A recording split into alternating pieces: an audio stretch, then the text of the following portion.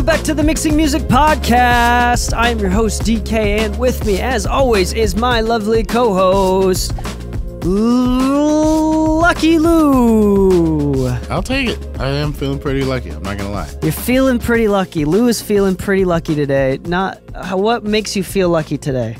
I don't know. The fact that I woke up. Just general sense of gratitude, feeling pretty lucky. I guess it's better. Like, I guess it's good to consider yourself lucky at all times. That's a good mindset to have. Yeah.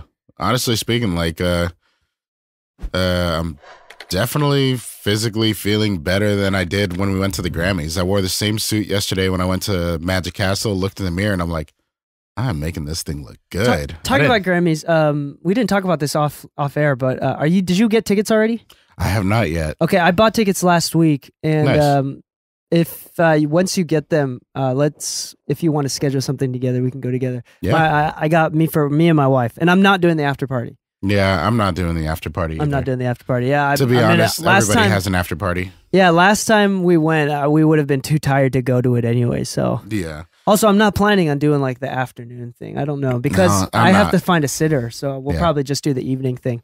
Anyway, welcome back to the Mixing Music Podcast. We're really grateful that you subscribe, that you've left us a 5-star review. We're thankful that you are here listening in, checking us out, whether you're watching on YouTube or listening in on Spotify, Apple, Amazon, wherever the heck you're listening on. Anyway, today's episode is all about committing while recording, meaning that I remember we were talking about this earlier before off air. We were talking about how when we were starting audio recording and mixing, it was difficult to commit going on the way in. For example, doing EQ and compression while recording drums, while recording vocals, while recording guitar. It was scary to go out of the box and commit to those things on the way in, just in case, because we've always been told that you want to keep it as raw as possible so you can manipulate the audio later. That's a safer thing to do. Yeah. But now it's like we don't even think about it. It's definitely not scary to commit to different things with EQ and compression. I want to talk about why it was scary, what we kind of learn, and what the purpose of that is. Because at the end of the day, it is way easier to just make everything super dry and just to keep it super static. Yeah. But we're going to talk about the science, not necessarily science, but why we believe it's going to help you in the long run to be able to commit to things and how you can kind of train yourself to commit to things. So is this you? Let me describe this situation. Is this you? You have to record a band, and maybe just if you have the opportunity and the gear to do so, you need to record 8 to 16 channels at once, maybe an entire drum kit, the bass player, 2 guitars, and a vocalist. Maybe that's not normal for a home studio session, but it's not like totally uncommon in a home studio session. And you record everything live at once. You're kind of trying to do sound check, and you've been told before maybe that you don't want to commit to anything, and you've also been told you do want to commit to help you save time, or just like, put in the EQ, put in the compression now. Maybe there's been times where you accidentally committed to compression and it didn't sound good and you had to re-record. Maybe that you committed to compression and you recorded compression on the way in. And this is not just outboard gear, by the way. You can do the same thing with Universal Apollo. Audio. With Apollo.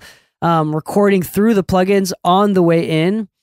That's the easiest digital way to do that. Yeah, Apogee has something similar, so does Antelope, but the Apollo is the most universally known format to do that on. Yeah, so there's that. So, Lu, let's talk us through this. Do you remember being, is scared the right word? Being intimidated by the idea of committing to an EQ and compression in your first couple years? Oh, yeah, definitely. I remember going to a studio here in LA called ES Audio when I first started. This is over 12 years ago. And it was the first time I got to work on, one, an actual analog console, two, with a ton of outboard gear that I had only heard about, right?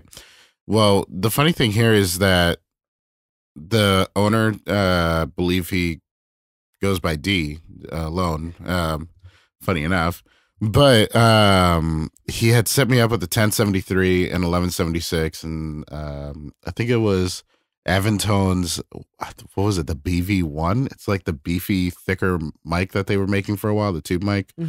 Either way, like it sounded great at first, but then they're like, oh, can we make the vocals a little louder? And then I remember just kind of thinking, I'm like, should I just turn it up in Pro Tools or do I turn up the gear? We're running through the gear. I turned up the gain and it started to distort. And I was like, I don't know what I did. I don't know what I did. And since then, I just stopped using outboard gear for like a good year because I was just too scared to fuck it up again. Yeah. So there was a time where it literally caused the session to go sour. Not that it wasn't like, you know, fixable later. Thankfully, there wasn't enough distortion in between takes to where we just made it characteristically part of it. But it was never actually intentional. It was by mistake. And because of that, it scared me too much to use outboard gear later. Yeah. So this is actually a great point. Like the more outboard gear that you use, the more things that you introduce into a signal, right? For example, to patch in a compressor alone, by itself, just one compressor for a vocal, for example, you add in 1, 2, 3, 4, 5 more areas, opportunities for error, or for at least 5. So I'm thinking like, okay, so compared to just plugging it in directly into your interface and using the onboard preamp, you have to, one, get an out of the box preamp. You have to get a separate preamp. You have the cable that could fail going into the out of the box compressor. So cable from the mic. No, that's normal. Cable from the mic. Okay, you have the outboard preamp itself, which could fail. You have the cable going out of it, which could fail. The actual compression box, which could fail. The cable coming out of it, which could fail. So I just named 4 points. But you're adding, each time you add another piece of gear, let's say you're adding an EQ, and then maybe you're going through a patch bay through an EQ. You're adding potential points of failure that becomes harder and harder to diagnose the more complicated it is. So especially when you're starting off, like the fact that you just didn't use anything for the next year, that makes sense because being in the box is, at least it's safer. A lot easier to diagnose. Yeah. What did you learn from that? How did you eventually get back into it? You just decided to commit again, or? It's kind of funny. I did a very reckless thing, which was like, you know, it did sound better running through the gear at first, like compared to at home. I had like a Tascam interface at the time, right? Okay, cool. Well, it did arguably sound better. So I went out and I bought a bunch of gear. And I didn't know what I was buying fully. Like at a certain point, I think I bought a compressor, but no preamp. Smart choice. How are you going to do that? You have to do it. Yeah, exactly. Out and in. Yeah, there's no way to commit to that. We're talking about when I first started. I was like 18, 19. But do you remember which compressor you got? Yes, it was the 4-channel Behringer compressor. Oh, really? Yeah, the silver faces. So you really just wanted to try compression outboard gear. That was really the goal was to get better at it. So then I invited a bunch of friends over and I told them like, hey, if you have ideas that you just want to record, just come through. Like, I've got this new piece of gear that I want to try out. And after like a year, finally going back to other studios, because it's not like I stopped going to studios. I just simplified my workflow. But then I started saying, okay, I want to try this 1176 LA2A combo. I want to try this. I want to try that. But I went in with more knowledge of how I should approach using outboard gear than when it was pre-set up by the studio and I had no idea what I was doing. You know? Like at our studio, we always set up the classic chain everybody wants, which is the Eden to the 1073 to the TubeTech CL1B, right? And we typically, I tell everybody, leave some default settings that typically sound good, but we also know that not everything sounds good for everybody, right? So I always, whenever I set up for a client and I get to meet the client, I always tell them, if you need anything or if you want to change the settings on the gear and you just need some help with that, feel free to ask.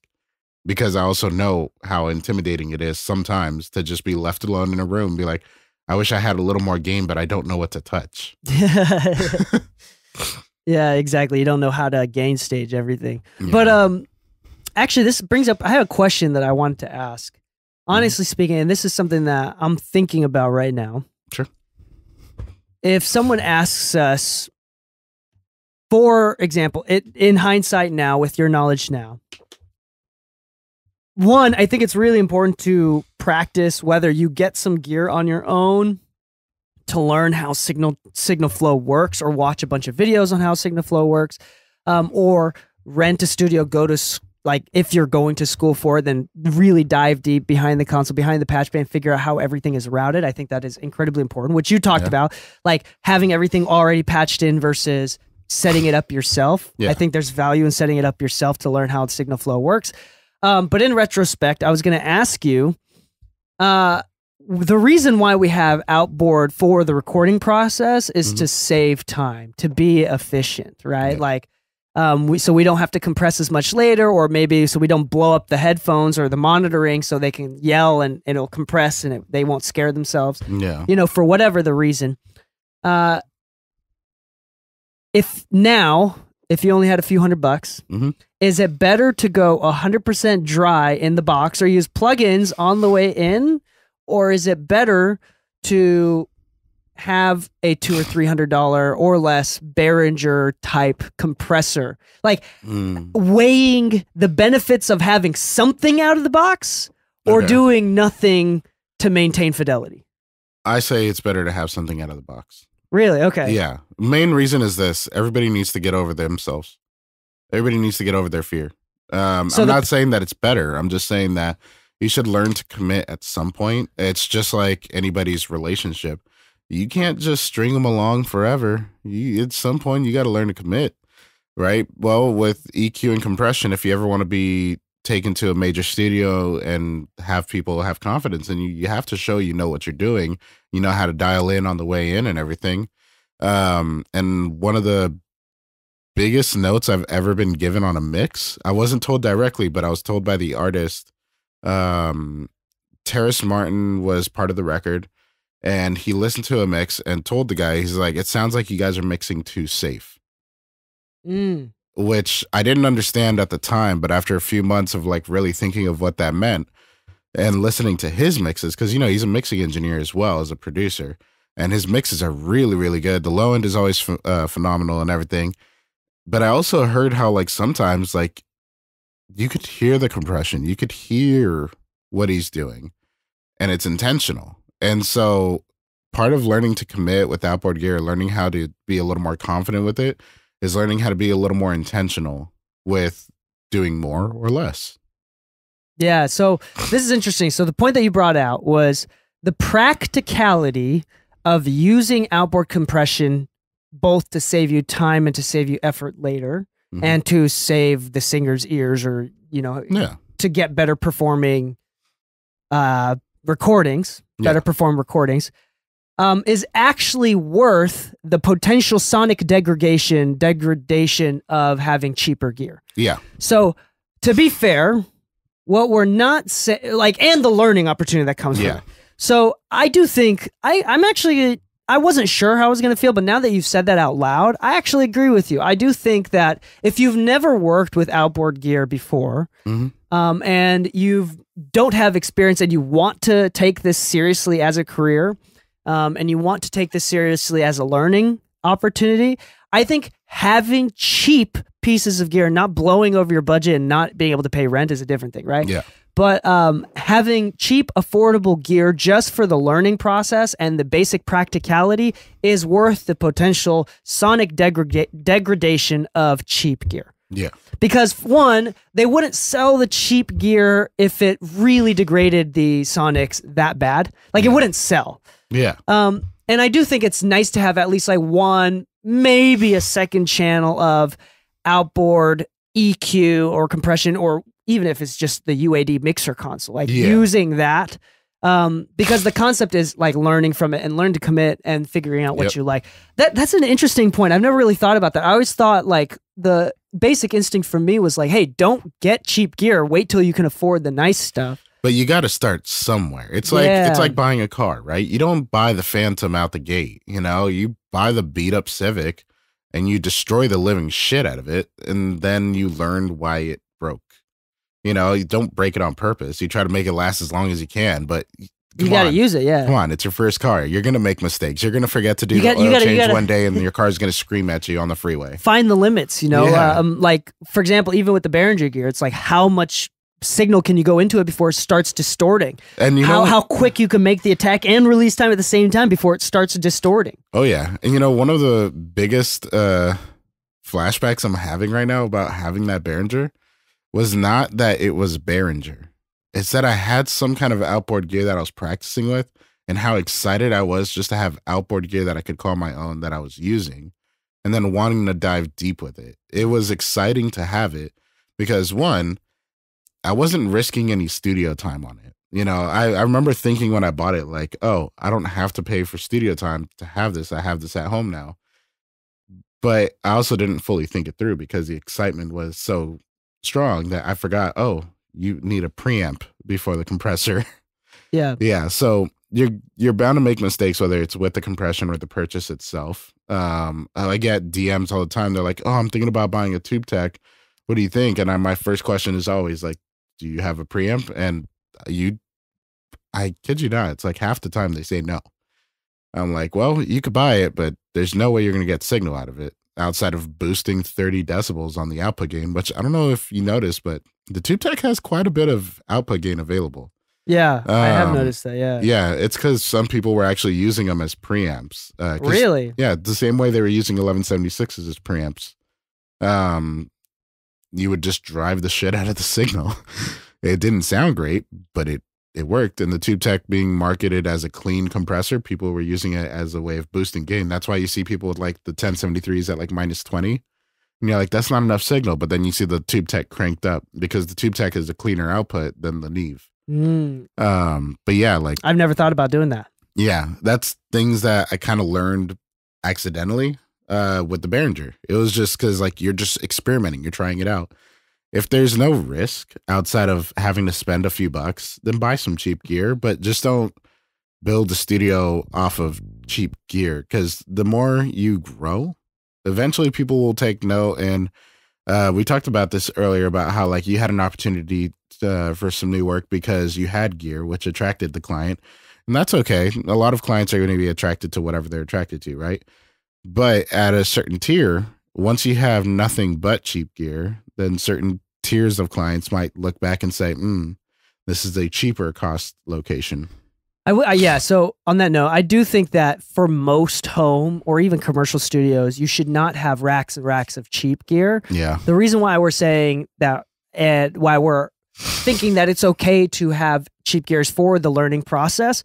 I even think like, even if you know how, going out of your interface and coming back in, theoretically, you know how it works, or patching things in using your cheap TRS patch bay. Like even if you know how it theoretically works, it's very different, and you solidify your theories once you actually do it in practice. So if you've never done it before, you can actually learn a lot from just patching in outboard gear. And that, I think that learning experience is actually very valuable. Maybe even worth the value of cheap outboard gear stuff. Let alone the practicality of committing to things on the way in. Another thought that I had as well is actually not how to get the benefit of learning.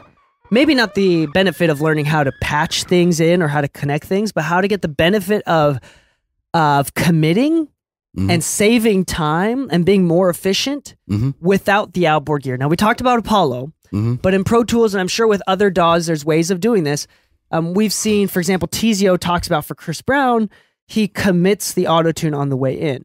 And the way that you do that is actually in Pro Tools, it would be you build an aux. Instead of having the microphone or the signal be directly routed to the input of the audio channel, it goes into the aux. Then out of the aux goes to a bus, let's say bus 1, and the audio input track is bus 1. So it actually, the mic input is actually going through an aux track, which feeds a record track. And you put plugins on the aux track. So if you put plugins like auto-tune on the record track, it's not committing the audio, it's recording the audio raw, but then you're monitoring back through the Pro Tools. But if you put the Pro Tools on the aux track, whatever's coming out of that aux track is being recorded on the record track, so you can commit to that. And I think this is actually a free way to learning how to commit and being brave. Now, this saves the reason why Tizio records the auto-tune is because he knows he's not going to re-change the auto-tune on after the session is over. Like, he knows with Chris Brown, like, it's faster, significantly faster, and easier to make sure that he's monitoring with auto-tune on, and whatever they record is what they get. Whatever they monitor and hear is what's going to be on the record. If it warbles, just do another take. Exactly. So they're able to commit to that and don't have to. So, like, I actually think specifically with that, like, if they have raw vocals, but they change the auto-tune setting on accident, now they don't have the exact way that it glitched. And it might sound different from what they heard while monitoring themselves in the booth. Yeah. So, and auto-tune is committing just one thing, but I do think that that's a free way that you can actually learn and be brave and have the benefits of committing audio, even with EQ and compression. Yep. I mean, now let me ask you why. Let's talk about EQ specifically. Why would someone like you or I, who in the recording process, want to use EQ on the way in? Why wouldn't we just do it all after it's recorded? A lot of times, it's true. We're going to default by saying we're saving time, right? That's kind of it. More realistically, wouldn't you want to, as an artist, monitor yourself in the best light of what is potentially there? Cool. So if you're an engineer, or if you are the engineer and you know that there's a buildup around 500 hertz, 230 hertz is kind of getting boomy or something, why wouldn't you shelf it down a little bit? Like, you wouldn't have, one, you wouldn't have to do it later, but two, the better the artist sounds in their headphones, the more confidence they have and the more of a performance they can give based around that confidence. Now, part of committing on the way in is also making sure that the artist is comfortable with themselves. Now, some people will put all the processing on their buses, and here's a reason why that aux routing is a good idea for committing if you don't have outboard gear. Learn how far you can push your plugins before too much latency is involved. A lot of people route their record tracks to the bus directly and then to the output. That usually causes a ton of latency. But if you just put the plugin directly on your record track, like, it's usually not that big of an issue. So if you're going to go the committing route, it's the same thing. You're just going to run a plugin. Yeah, latency will be an issue if you do that. But exactly. But if you learn to actually see what plugins work and how much you can push them and everything, you're also learning, okay, for recording purposes, certain plugins work better than other.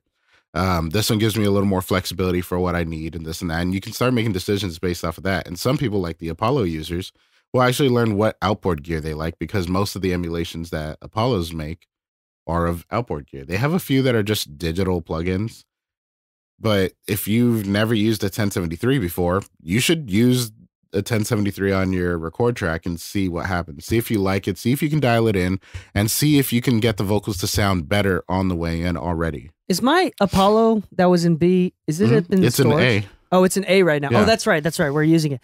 When I was recording a lot, that Apollo and using the record feature in the mixer window was so amazing. Yeah. And honestly, if you're constantly recording, whether that's at home, I do think, and without using any of the cable, the potential error points, just having the UA mixer, or if you already have UA, I would recommend learning how to use it or getting UA, because that shit is amazing. Like, it is genuinely, it's no latency, plug-in use. Yep. And I mean, you just have to buy the plugins or whatever comes free with it. And even the free ones that come with any sort of Apollo unit are really solid. You can do a 610 to 1176 to LA2A combo, and it would be absolutely free. Oh, yeah. And it sounds amazing. It works really well. Practically speaking, I think that it's just absolutely amazing. I think that's honestly the best of both worlds. Again, the only learning that you don't get out of that is actual routing, but you get the benefits of actually using it. Anyway, let's go back into the concept of, so I want to talk about other benefits of why you want to commit on the way in. Another thing that I'm thinking about right now as well is when you're tracking, you're also producing, meaning that no matter how good your synth part sounds, part of that sound and part of the artist or you as the producer getting the vibe right is how it's sounding. Like, you may not be mixing to mix, but when you're producing, you're often going to find yourself turning up and down the volume of the track, you know, changing the gain staging, maybe even doing some EQ things. as you're writing the song, producing the song, in order to get the vibe. You may not call it mixing, but you're kind of doing small little mixing stuff. And I do think that that's another reason why you want to commit. For example, like if you want to hear a vocal slightly more finished with an EQ and compressor recorded on the way in, just so you can vibe to it a little bit more. You kind of get a better understanding of how it's going. And let's say it's not completely there.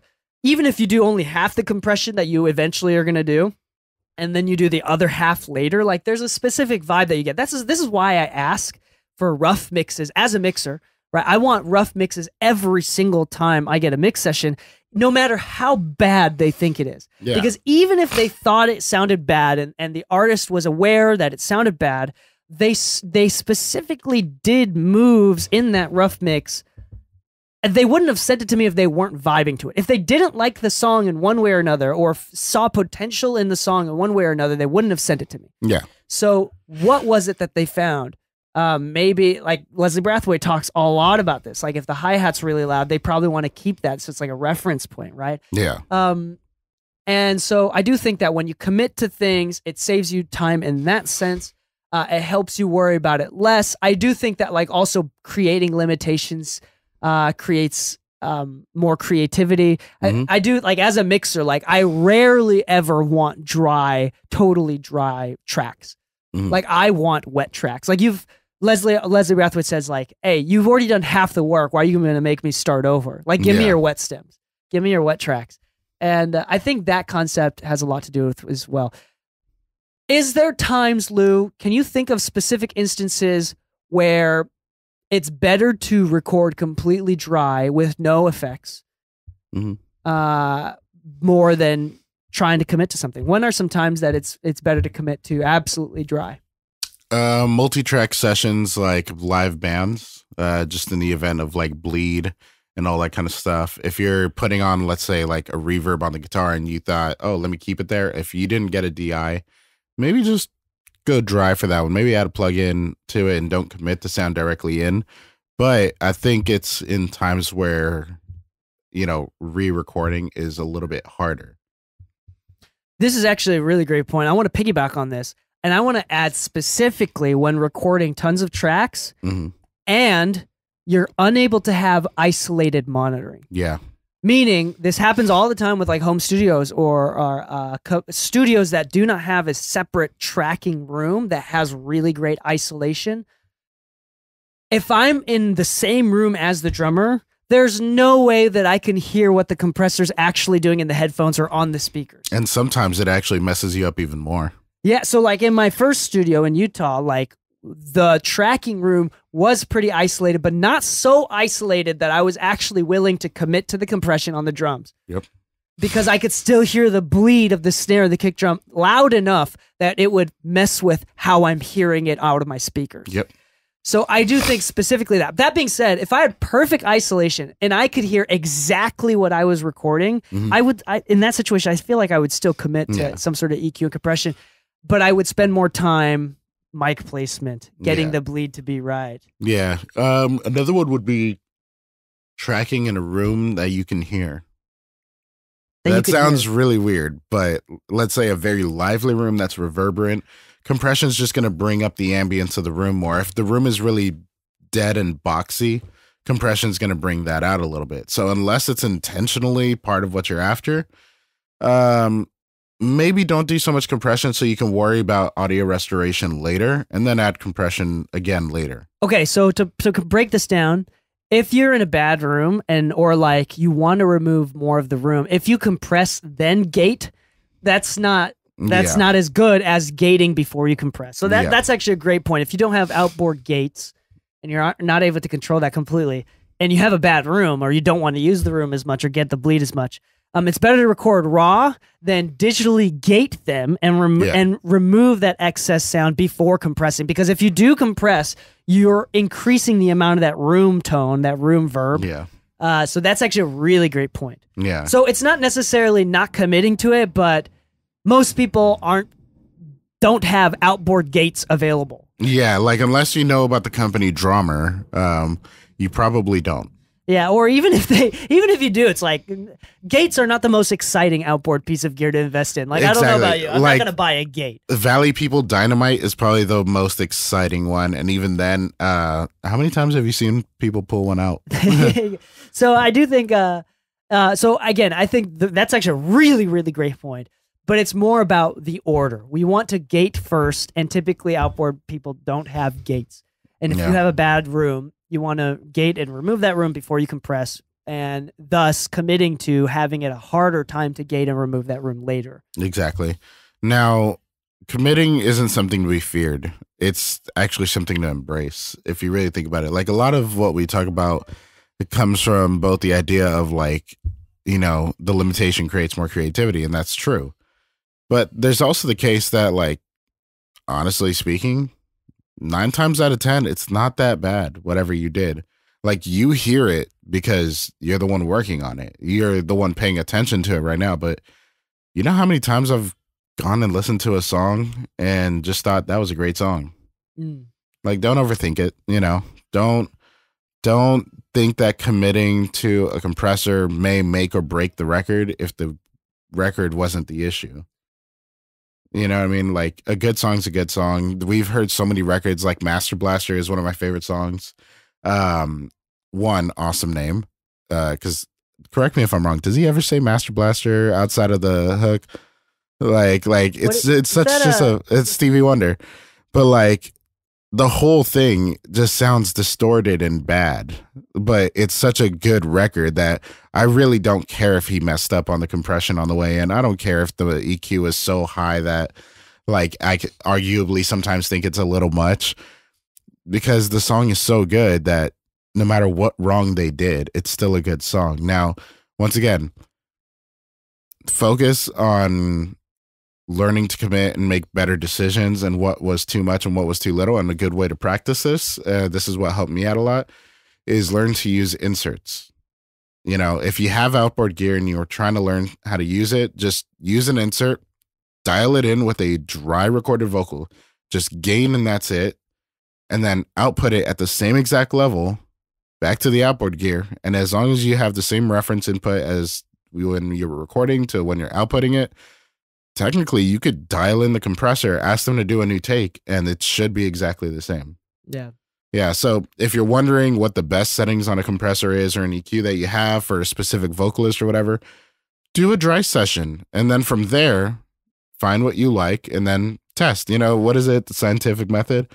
Create a theory, test it based on that data, make a new theory, test it, make a new theory based on that data, test it, whatever. Yeah. You know, just repeat. That's all it is. Just repetition. The more you do it, the better you get. It's not overly complicated, and I don't mean to make it sound like it's a weird idea, but, like, yo, fuck it up 50 times.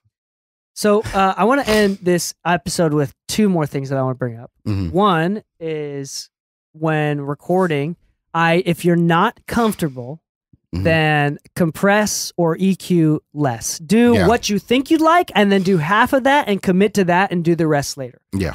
It's because, remember, when you overcompress, you can't undo the compression later. So, which brings me to point number 2. If you and I were to hyper compress something, I am definitely able and willing to commit to it, because I know exactly what I want. And so this is another thing too. Do not commit to something unless you know for certain that this is what you want. Whether you do it for sonic taste or practical benefit. Like, for example, I record rap vocals with compression in for practical benefit, as well as, like, sonic taste, like the way that the compressor and the preamp changes the tone. But also for the practical benefit of rapper rapping, and they don't get too loud in the headphones or whatever. Right? I could keep it controlled.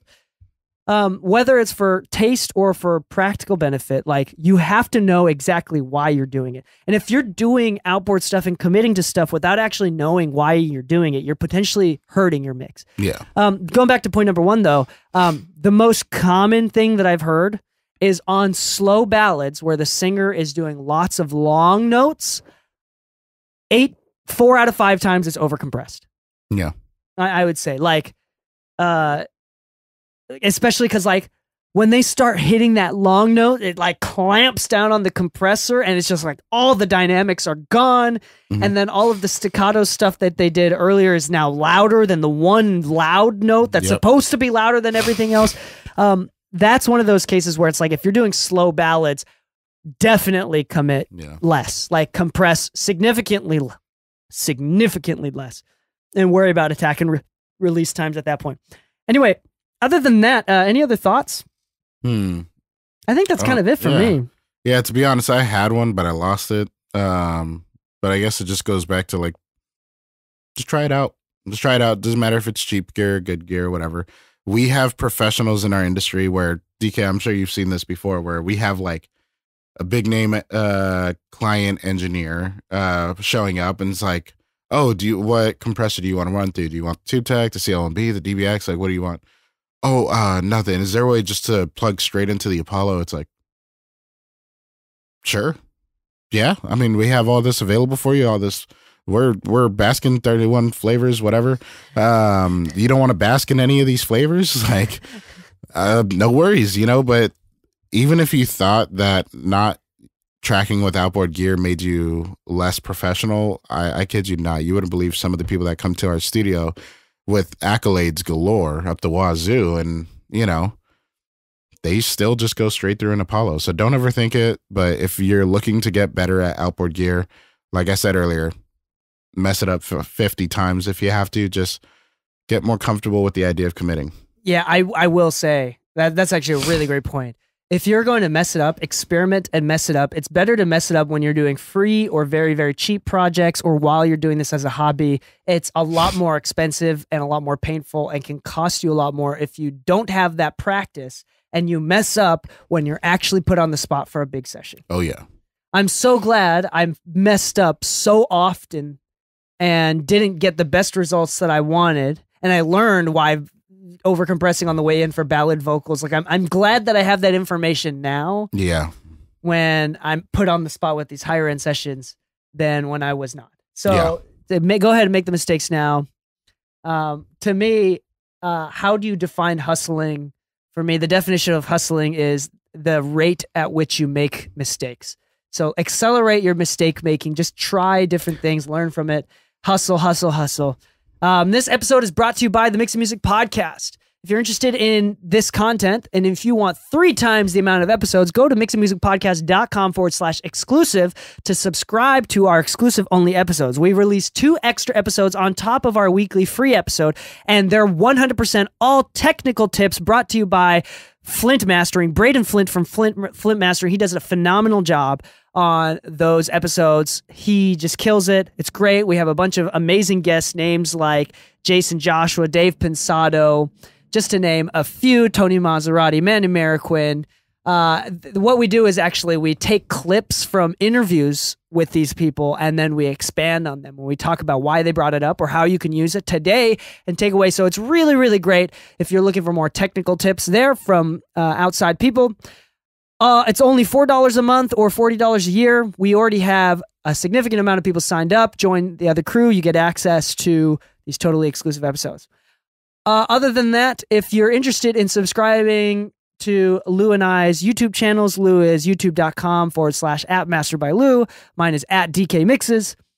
We have a lot more content coming your way, both from each of us independently. If you have any questions or have any feedback, you can join our Discord channel and talk to us there, or just DM us on Instagram. We try to get to as many people as we can from Instagram. Just do be patient with us. On that note, I think that's it from us. We're excited for a happy 2023. Hopefully everybody's had some solid goals, made some solid goals and able to commit to them all through this year. We wish you the very best, most happiness that you could ever have for yourself and pride in your work. On that note, happy mixing, my friends, and stay saucy.